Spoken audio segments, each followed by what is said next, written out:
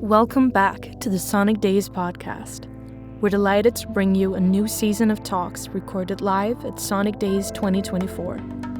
Today we're exploring the talk Inclusion in Action, Advancing Diversity in Danish Music and Media. This panel brings together leading voices to discuss progress, challenges, and initiatives shaping a more inclusive creative industry.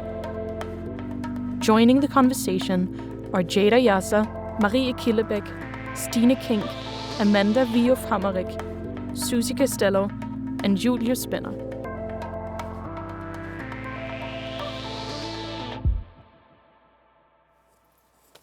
Okay, let's just start then. We have decided to do it in English. I hope that's okay. I don't know if you're an English speaker. Could you raise your hand? So, 2 are here, so that's perfect. Yeah, I can't calculate how many percent is that, but it is it is noticeable. So, welcome to the debate about diversity in Danish media. And first of all, I would just introduce myself. My name is Julius Spenner. I'm a student here at Sonic College. Don't really have much background for going into this talk, but really here to learn. Yeah, we have a great panel here. So if we could start from the edge here, Amanda, could you say a few words about yourself? Yes, my name is Amanda. I come from Koda, which is a music rights organization in Denmark. And I also run the secretariat in something called the Partnership for Sustainable Development in Music, which is a Danish industry alliance for almost 90 companies across the industry that works together to collaborate to create a positive change in the music industry. My name is Ceyda. I work as an event manager in SheCanPlay, which is a organization working with young females and gender minorities. And besides that, I am a founder and artist manager in my own agency, working with artist management. My name is Kildebæk, and I'm an artist. I play in a band called Yasar, and I'm also a sound designer working at the Danish radio. My name is Stine Kinck. I am a music producer, songwriter, and label owner. I have a label called Sad Unicorn Records that I initially started as a minority myself who wanted a safe space actually for my own creations. I have since then signed a few artists, managed a few artists. I've worked politically through my songwriting union as a board member and working for diversity in that way as well. And my name is Susi Castelo. I work as a music booker at Roskilde Festival, and I have a mostly experience as a film director and scriptwriter. Come from Spain, have been here the last 6 years. Great. So if we could start off, just get some terminology, maybe debated or corrected. How would you define the difference between inclusion and diversity? This is a very broad question. I don't know who wants to start off. I think the way I see it is that with all the initiatives that's taken now, we see a lot of numbers where it's about having equal, in a very binary way of having female equal with men.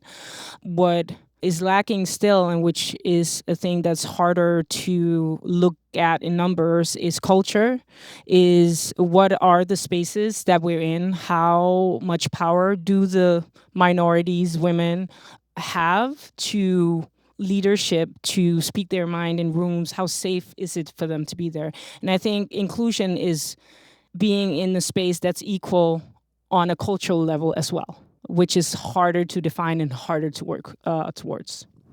I also think that if we look at both terms isolated, I like to see diversity as, you know, we have to think in broad representation. We have to represent every human being. And in terms of the inclusion part, I think that's an act we have to include. So if we first know how to gather a diverse board, we also have to implement that in different levels of workplace, if that makes sense. Mm-hmm. Yeah, so it goes both ways. And just, you know, the panel is specifically more about gender diversity and stuff, but just what other factors do we need to take in when thinking about diversity? There are so many. We talk a lot about gender because we can see it, it's tangible, and we can measure it. Because in Denmark, we're not allowed to measure on that many parameters, but we can measure gender. Binary gender mostly, can measure age, which is also a diversity parameter, can measure geography, education levels, all of that. Anything to add, anyone?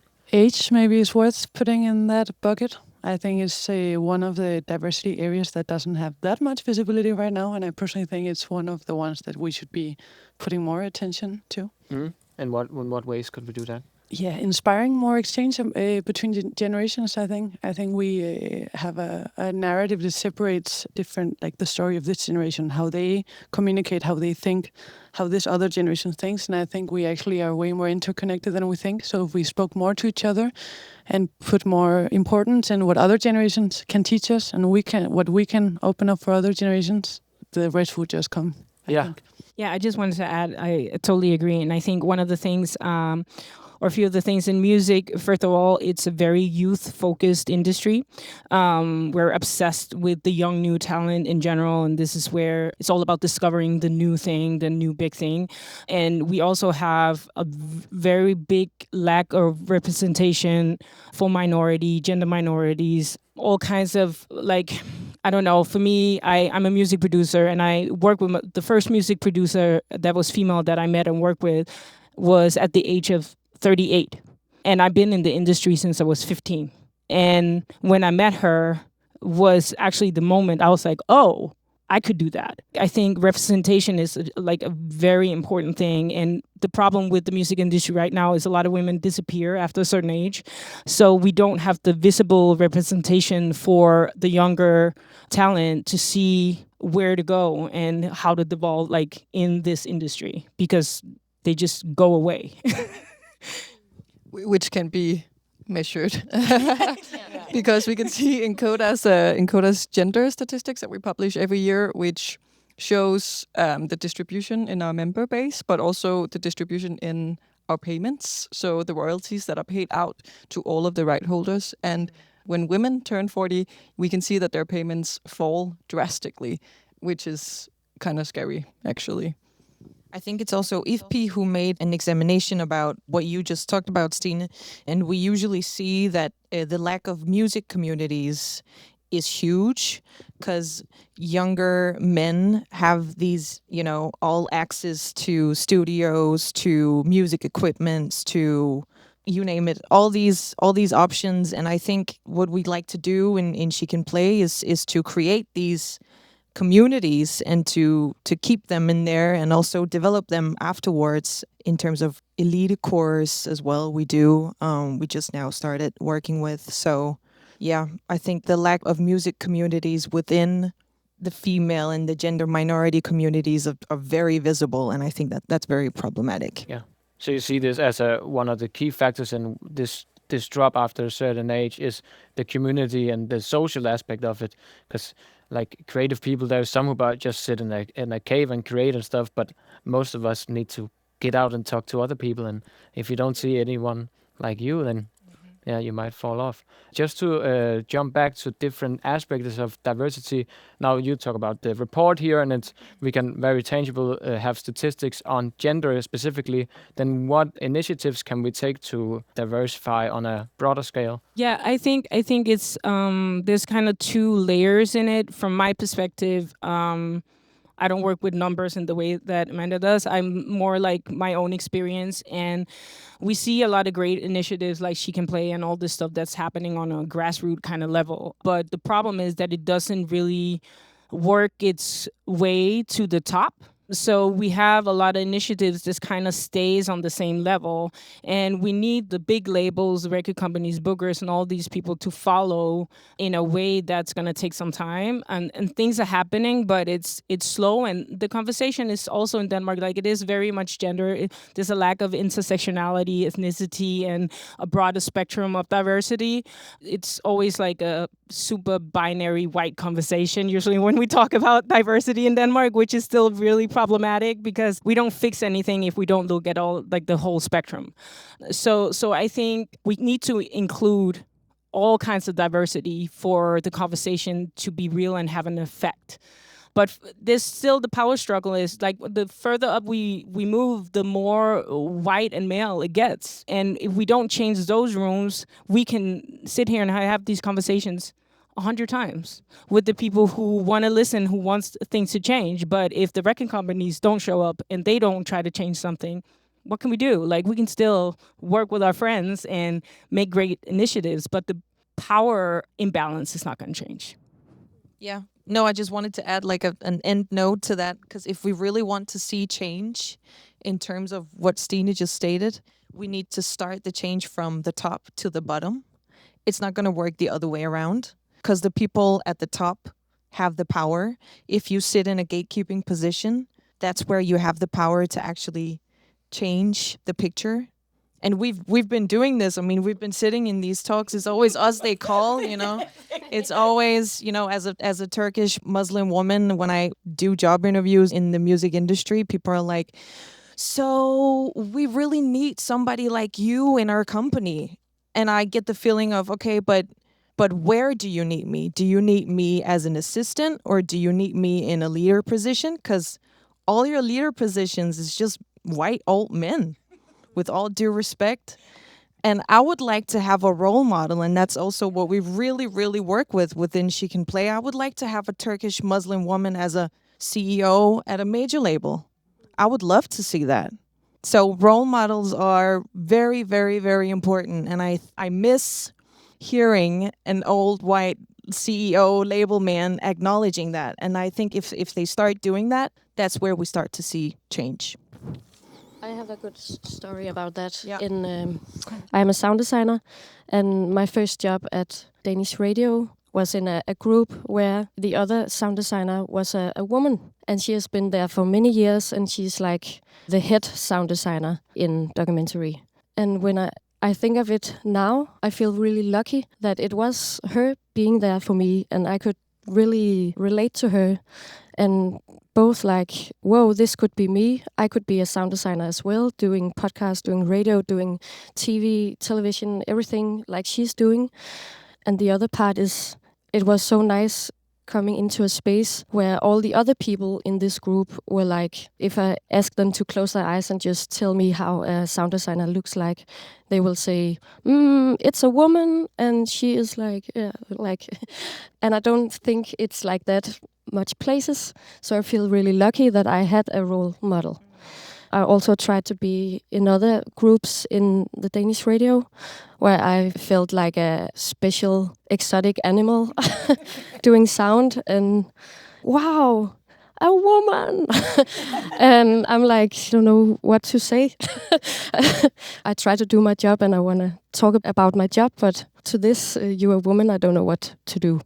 That's what it's really about. You know, power is a power structure that we need, and we need to take initiatives to make those old white men give up. They're not going to give up themselves. Like, how do we come with a demolisher? How do we break the structure? I don't think we need to remove anybody from their current positions. We don't agree. No, I think, because we talk about inclusion and saying to the middle-aged white male, like, you can't be a part of it, that's exclusion. And we want to avoid that. But we want the leadership positions, the power positions, which right now is mostly those white middle-aged men, to become more knowledgeable about their own biases, about their prejudices, and how they can work to overcome them, which will result in them hiring or signing more women or more minorities. And that's the way to go. And then we can slowly, over time, see the difference happen in like an organic, good way, from my perspective. Yeah. Stine, you want to add anything? No? Yeah, I think it's interesting what you're saying, Amanda. Because in order to see a change, it's right what you were saying about the acknowledgement, but you also need to, as the one in the top, you know, the leader positions, to kind of give up some space, some power, make space for someone else to do your job, basically. Because there's a lot of examinations also stating that we tend to go and talk to someone or be friends with people who look like ourselves. And if the leader positions all are men, white men, then I believe it makes sense that middle men also are white men. Another word for it. Yeah. Also are white men. So we kind of need to break that pattern. Yeah. Now I have something to add. No. Great. No, I think it's just to add on with the very patient, and I believe you're completely right. And then you sit as a artist producer and thinking that, well, all this will happen when I'm done. And then the patience kind of shortens a little bit. This is another thing about gatekeeping, like you said, Ceyda, too. Like we hire people who look like us. As a producer, I'm usually hired by other women to produce. I'm rarely hired as a producer that men, I think, more see as a male job. I'm hired as a songwriter a lot by men. No problem, because that makes sense in their head. Almost all the jobs I get as a producer is other women who sees me and knows what I'm doing. And then now we have a little more visibility and quotas on like trying to be like, okay, you can't only hire men. So now I see jobs that I get from men. And often, to be honest, I had this conversation with some producers from London who we were all mixed in some different ways culturally. And we're talking about carrying minorities on our back when you go do a job. When you're the first one who have to do something as a minority, you feel like you're opening a door for everybody, and the weight of that can be super intense. And it doesn't take the same energy if I just do a job and I'm just me, but every time I have to open a door, it feels like I'm carrying everybody who's gonna come after me. So if I don't do a good job, this door is gonna close again. And that weight is also means that I can't do as many jobs because the energy level of it is just too harsh. So even though I agree, at the same time, I'm like, I don't have the patience. I don't have the time for it. So what I do is that I seek out women and minorities, and that are the people I work with because it's easier. Your job is layered. I used to say it's not just a job like a white man's job, just going into the room producing a song. No, because you have to overcompensate. You have to be overskilled in terms of, being accepted as a female producer because it is a male field. And one thing is being a woman, but I can't imagine being a black female producer. I mean, there's so many layers to that. And I think that's why it's very like on time. We need to be able to talk intersectionality when we talk about these things. It's not just women in boards anymore. I want to see black and brown females on boards. I want to see Muslim, Turkish women. Like, I want the representation to be as broad as possible. We need to also talk about disability, all those things. Like, we have so many venues in Denmark where disabled people can't enter. What's up with that in 2024? That's very, very problematic.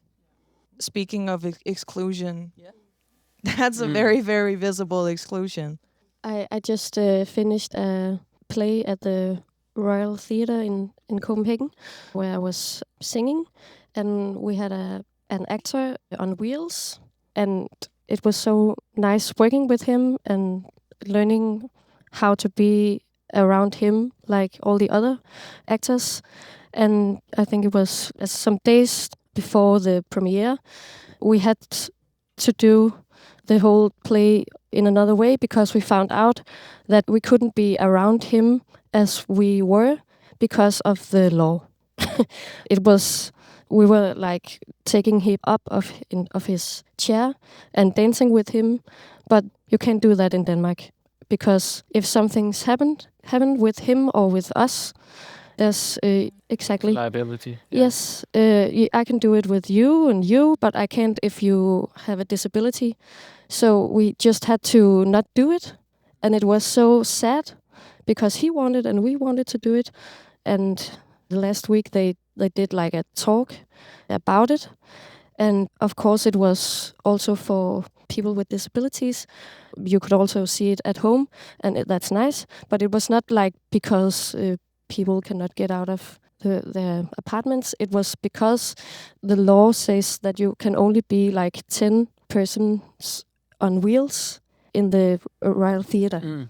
So you couldn't have you couldn't like meet with so many people, and that's crazy. It's because of the Safety. Yeah. but I feel like it's not safety for me. No. Yeah. I just wanted to say that we really try to also be inclusive here and open it up. So if anyone's sitting out there with something they want to add and stuff, please raise your hand, and we would love to include that. Yes.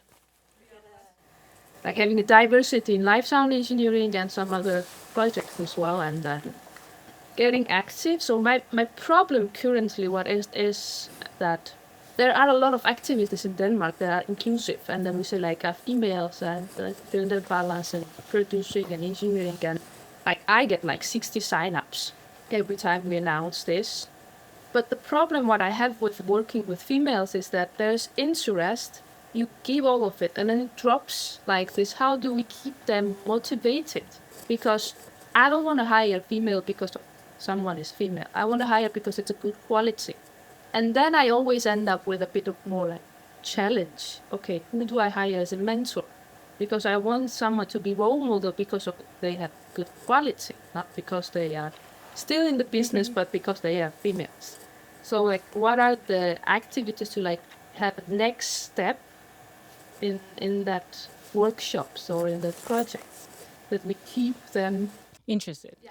I don't know if this answers it or if I'm further ahead, but I think one of the problems with interest and motivation is lack of access.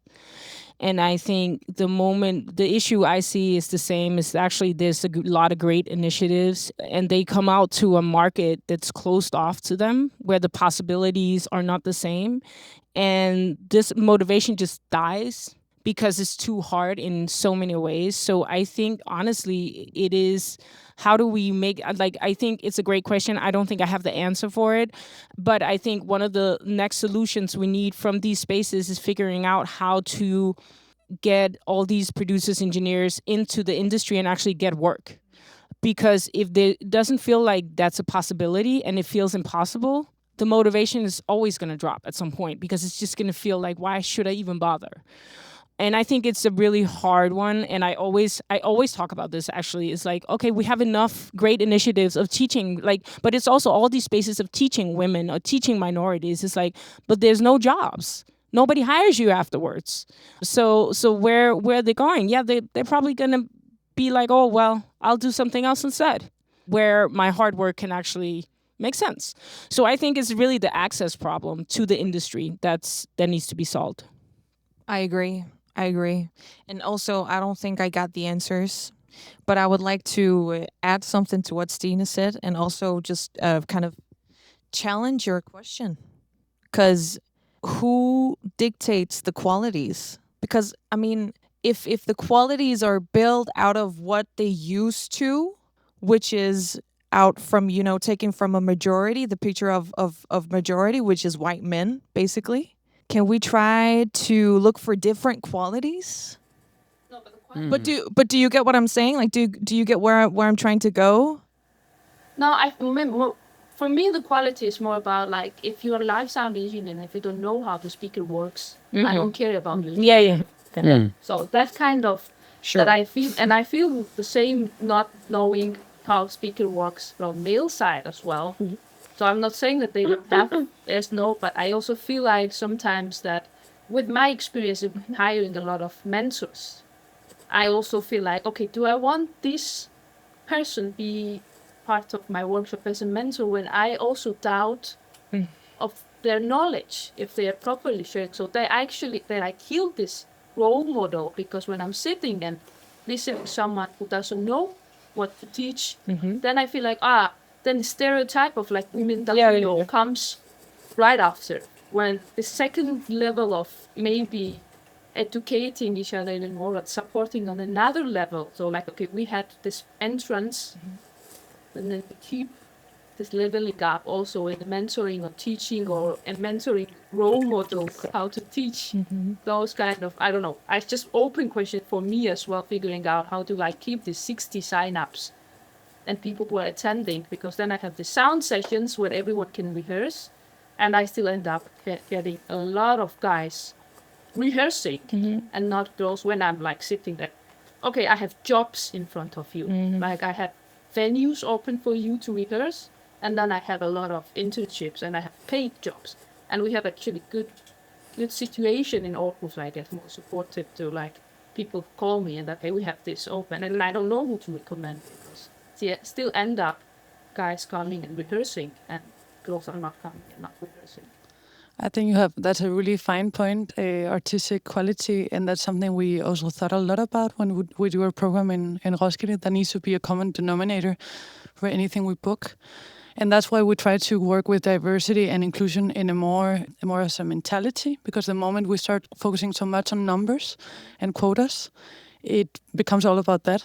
But if you're establishing diversity as a starting point and everyone in your team is aligned and is speaking, thinking, curating, booking, communicating with those artists and those agents from an inclusive point of view, then you often, our experience last year, we were not going after a 50% cis women in our lineup. It happened because we had been working integrally and intersectionally with diversity. I think we should not lose that artistic quality from our horizon, because otherwise the level is also going to fall. And it's important that the role models that we set on stage can be role models, have the identity, have the star aura to inspire a lot of people. So I think it was a really good point. I have one last thing. It's really interesting because when you say that the lack of motivation, that they don't rehearse the same way that boys, men do. And I was thinking, what is going on? Why is this? And it made me think of a couple, I do a lot of mentoring and talks about this. And one thing that I find in female and minority spaces where they're artists, first of all, women are raised in a culture where feminine is better, and making money and being hard business is not a very feminine trade. I talk a lot about money actually when I go out, which is very unusual in music, but I think it's really important to talk about money because you see so much shame, especially with females, about wanting to get paid and going for that, being ambitious about making money as a job, being successful, because it's not a very feminine trade. And it is raised in boys that it's being ambitious, getting money, getting jobs. It's encouraged, not so much. So I think maybe it's a deeper cultural thing about how we raise genders that is going to take some freaking time to solve.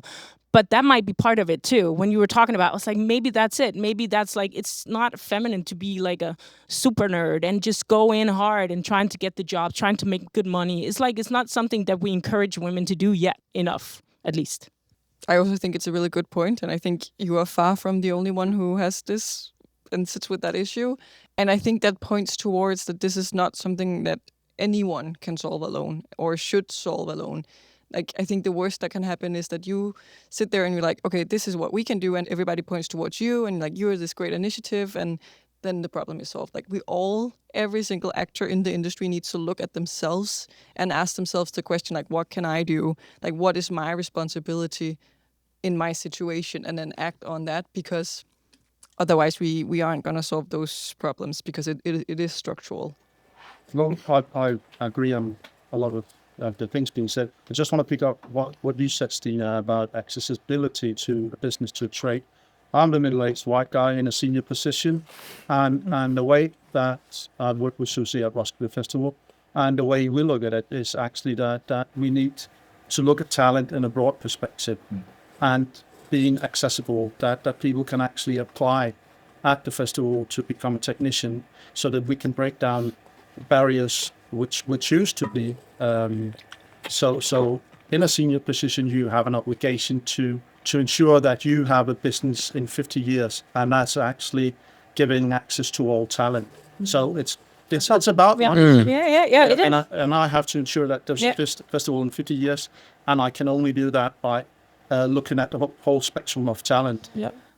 You said something really interesting in your talk before last. They were giving a talk about immersive 360 sound in concerts together with a sound designer from Metallica. And they were asked what they think would happen if they decided to implement immersive sound everywhere. And Greg, sound designer, he said, if we did it, people would come.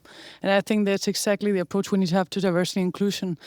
We need to do it, and we need to do it like heavily and like all the way. And then at some point, it's going to become not a risk, but something that if you don't do, you're left behind, you know. Or you're just, you're lagging behind, you're old, you don't think. So I think since I started Roskilde, I feel like the way that we've looked as not so much gender, but diversity in the whole spectrum. I think background was one of the words I like the most from your notes. It's no longer about gender or about age, or we're so mixed up together that it's about a background. That's what's unique from each person. The mix of that age with that gender, with that sexual orientation, with that amount of life experiences. And that's, I think, where we need to look for diversity in, that we have different backgrounds. And in every organization and group of people making music, there's different people, because if we only mix with people that seem like us, we are not going to end up doing things that are diverse and groundbreaking. So I think it's very important that we include, but that we also keep including cis men, because you're also here, you also deserve to be here. You're also here for those 80, 10, 100 years that we're alive. So I think that, that you cannot pay for all that unbalance either. So I think there should be just as much focus on nuancing, for example, ways of being a man. Women have gotten a lot of inspiration. We need to get more, but we've gotten a lot of inspiration about how to be a woman different ways in the last decades. And I personally think that men have not gotten that many alternative definitions of how to be a man. So that's, for me, another focus area when we talk diversity. If you look this up, everything that Susi just stated is backed up by data. A workplace is a lot happier and it performs a lot better when you have broad representation, when you have diversity, when you have it all, basically. There's a lot of examinations backing up what Susi just said. So let's get to work. Quite funny because I just went out. Actually, I'm working. I went out and my colleague asked me, how was it? And it's how I only got a gift, but it was nice. And then actually I started thinking, and I was kind of annoyed. And not at anybody or of the subject or something like this, because I think also as a movement in this business and was entering this business, and also before I've been working in the art scene field, so also where we have a lot of the same problems. What was annoying was I was like, as you all stated in the beginning, we were talking about you have to change it from the top. We have done they always call us, and we are sitting here together, we're discussing this, and it seems like, this is not where we are going to break through with this. Why? We have plenty of white men out there in that age, in the top of the things. And why isn't that we don't have this debate with 5 of you and 5 of them? Because that is a debate. Because for me here, we all agree more or less. Yes, we need to change it. We are on that side. And now here we are sitting and we are just nodding. And that annoyed me, because I was like, this is so important. Why isn't it? And it's on the schedule because we need it to be here also. And I get the feeling, and that's why I got annoyed, maybe at the school where I am going, because I can get the feeling, we need to have this in the program because of diversity. It's good. For what is happening right now. Because if you really took this subject seriously, you can point out on the 5 first white guys you see out there who are doing the business great. And I think that's really sad. And I left the table out there, my work, to say this, actually. Great. We have something from the white man. Oh, yeah. Don't be too concerned, because I'm the guy hiring. Yeah. There is hope. Can I add to that yours? Because I get this question quite a lot. Also, it's problematized when it's a panel with a lot of white men. It's the same question. Why are you sitting up there? So I think your point, we want the decision makers to be heard. And right now, those are mostly that group of white middle-aged men, but they need to be in the room, definitely. but also to be able to give the point of view, because maybe there are a lot of middle-aged men that already have a mentality, and we're putting a mentality on them, and maybe some of them are already acting in very different ways. So it's just as unfair to talk in their behalf as the decades where they've talked in behalf of women, right? Mm-hmm. I think it could be really exciting to talk about some more concrete examples about how we've worked personally. We have very different backgrounds, so it could be really nice to hear a bit more about how you've introduced those efforts either personally or through your organization. I have some examples myself that I would love to share with you guys. That'd be great. Does any of you want to start? Okay. On Monday, we were programming a part of the first day's program at Roskilde. So the first 3 days we were focused on Scandinavian talent. And we had a very open talk about, there's a lot of non-Danish talent that we're considering this year. What do we do about this? Is this a good thing? Is this, do we want to set a limit? Do we want to embrace it and have half of the program from other countries that is not, territories that is not Denmark? I thought it was such a nice conversation, and I think it inspired me a lot for this panel, because we were suddenly talking about diversity within an area that apparently is more fixed or is doing good. And it was not that obvious to go farther from, the Swedish and Norwegian artist that is, normally the most exportable in Denmark, but actually to think broader and include other territories like Greenland and Faroe Islands. The people that booked that program first days is 2 of us from the booking team, but otherwise it's 6 persons in the beginning of their 20s.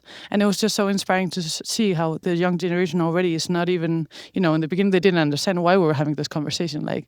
Bring it on. I mean, as long as Danish talent is represented, it is a Danish festival, let's represent Danish talent, but we have 42 spots. Bring the Scandinavian talent. Just thought it was a good place to see other kinds of diversity that are just as important, even though they're not a popular agenda. Yeah, I think I work mostly in the studio alone. So that's one thing that I don't necessarily hire people, but I do a lot of collaborations. And for me, I think it's kind of a selfish act as well, because as a minority woman myself, I feel like the job is done easier with people where I don't always have to explain my story or defend my skills. And unfortunately, I do meet that sometimes too much from people who don't have the same not the same background, but some kind of alternative background. Let's say it like that. I offer a lot of mentorship for younger artists, minorities specifically, helping them try to navigate the industry, which is one way of giving back. I also have actually a project, which is I have a producer project called Big Spoon, where I am the producer. I'm usually also the vocalist, but I did a project where I'm the producer and I invited upcoming new talent with minority backgrounds to feature on the project as a solo artist, telling their stories. Because also there's always this story about women don't collaborate or whatever. It's not only with female. It's just all kinds of queer people and wonderful spectrum of awesome people, and they get to stand in the front, and I take the background, and it just felt so great to be able, because I have my own label, I could do everything. I could set up the release and introduce them to an audience they might have not been introduced to before. So that's kind of ways I do it I work it within my creativity to try to collaborate in a way where I can present some minority artists to a bigger audience, which is that's the power I have from my little setup. So that's kind of what I do. I really feel like it's hard for me to. I really try to do something, but I can feel like it's really hard when I'm like the working bee in the Danish radio, for example. But I have been trying to. Every time I hear about a new job, if I need a composer or something, I always recommend queer people or women I know or I have heard about, just to see if we can find some other people which is not the people we usually use at the Danish radio.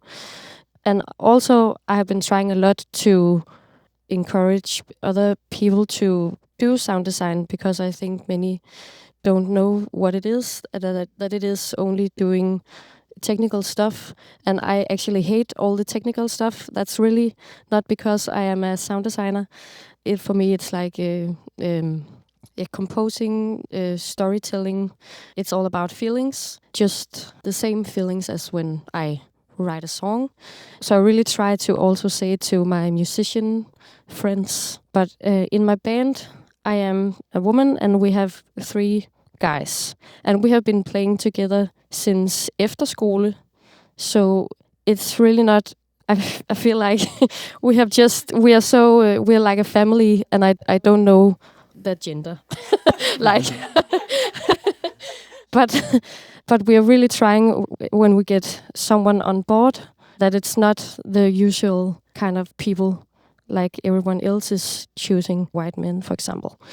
So the sound technician we have is a woman, and the booker is a woman, and we try really to make a team so we can be... Now we're actually equal in our team, like 3 boys, 3 girls. Kind of queer stuff also. Yeah. Yeah. In terms of SheCanPlay, I am the only female with a different ethnicity within the secretary in SheCanPlay. So I'm really trying to implement and establish a different, a way of doing this work with young females and gender minorities. So we work on 2 different levels. We have this ground course, which is a year, and then we have this elite course where we kind of tailor different processes. Depends on each person.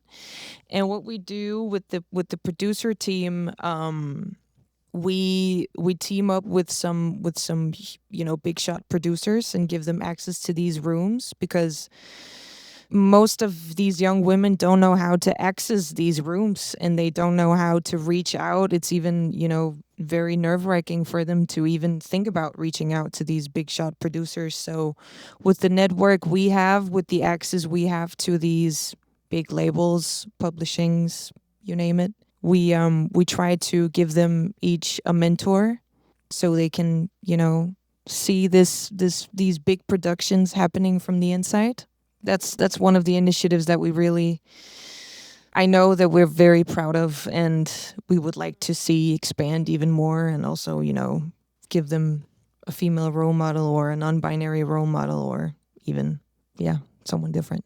The work we do is a bit less concrete and a more high level, because both in terms of Koda and in terms of the partnership, it's more about influencing, because we can't dictate that our membership base, like the Danish composers, we can't just bring in more women. Like, they need to be out there. So we try to influence and make a change that way. And we do that through transparency and getting our data out there, and encouragement, and trying to create engagement and knowledge. I think very recently a light kind of went on in my head, because we don't need to do an education. That's already out there. There are so many, as we have also talked about, so many great initiatives already creates that knowledge in that way, in the formal way. But we have learned that just holding the room for those conversations, addressing the dilemmas in a safe space among the leaders, is super, super effective. And that's what we're trying to do now. So we gather the industry leaders and get them to ask themselves and each other those questions. And we had a really, really interesting workshop on Monday where we gathered a union and a label and a publisher and an education in one room. So very, very different perspectives coming in, still 4 men, but they ended up having this super, super interesting and nerdy and specific conversation about queer hip-hop, and discussing whether queer hip-hop is hip-hop or a queer thing. So it was so fruitful to it was not what we were discussing at all. We were discussing something way more high level, but they went down that path, and just letting them do that was so, so interesting. And they all went from that conversation feeling like they learned something new, and they brought that home with them. So that's what we try to do a bit more now. So we are wrapping up for the few minutes. I just want to highlight Peter's question one more time, and really try to open up the room for any thoughts out here? Like, how do we go on from talking about this? And you've been doing it for years. I have not. But how do we get them in here and confront them and have them in the discussion and stuff? Demand your boss to do it. Your Yes. the principal at your school, demand it. Require it from your boss, whoever is in charge. I think what's worked for me before is showing an interest back at those people who are different to you. So instead of I've tried to not demand something, but actually make it seem so interesting, necessary that they cannot avoid popping into it. Yeah, so some showing as a Spaniard, deciding to live in another culture and working with something new, showing how much it makes me tick to jump out of the comfort zone and contagion that energy. So the people making higher decisions want to do the same. So contagion and energy, I would say. Oh, sorry. Yeah. Basically, just a quick comment about all my fellow colleagues who are not present in the room. The challenge right now, the lyre industry is actually in a huge shortage of technicians, and the problem is actually finding talent. So I think we should look into talent programs. We already done a small one for sound this year, Roskilde Festival. Sadly, we had no female applicants, but like SheCanPlay, those sort of programs that gives an accessibility, and thereby we can do a speed dating with an industry and introduce talent to the industry. Because the reason I think they're not in here is because they haven't found the colleagues, and they're crying out for a diversity the live business within the technical suppliers, but applicants are just not there, sadly. Yeah. I think something that could help that would be detaching the role of a technician, just as many other professions, more from gender. And I know that it helps sometimes changing things from up top, but I think in this way, something more efficient would be to start in the bottom and start informing about those all kinds of profession to the new generations in a way that is just not connected to gender anymore. Yeah, I think there's a comment here. Yeah, because we've talked a lot about like where the responsibility is and where to go from here, or is it from the top? We're going to make the change from the bottom. And now, just according to what you just said, and leading talent and education, what are your thoughts on educational places, like all the way to the kindergarten, to music schools? Do they have like a responsibility, or is there something we can do, or they should do? You want to add to that, Peter, straight up? For me, I think one of the things that helps could be also not making the girls and young women afraid before getting there, because usually, you know, they will be people will be supporters of you going, you want to do that, but you know it's rough, you know, it's a rough industry. They were not gonna talk nice to you.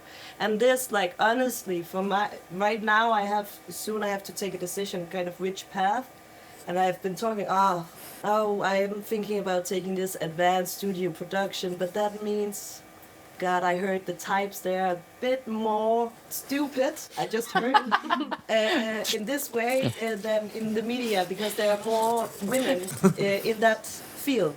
And like, seriously, I was thinking, do I want to use my energy on this, or do I want to have fun and make something great, which I can do also in the media business? And that is because you hear these stories. So for me, it's like, no, don't tell the girls to be afraid walking down the street at night. You know, they should be able to do that. Of course, you have to learn them how to yell if something happens.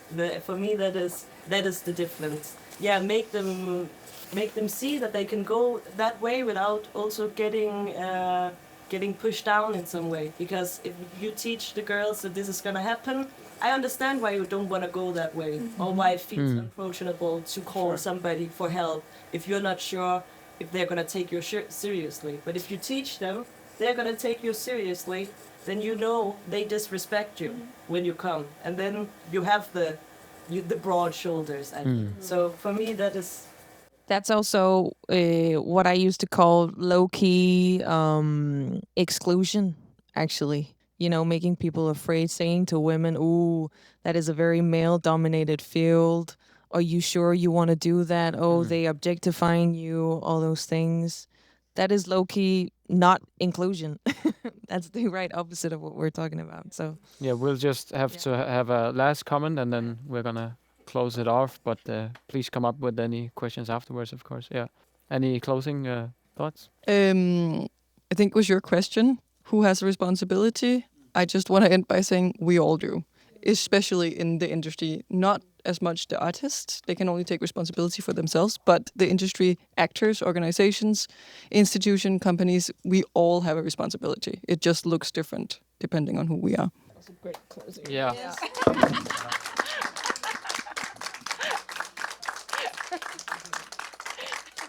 thank you for coming. Yeah.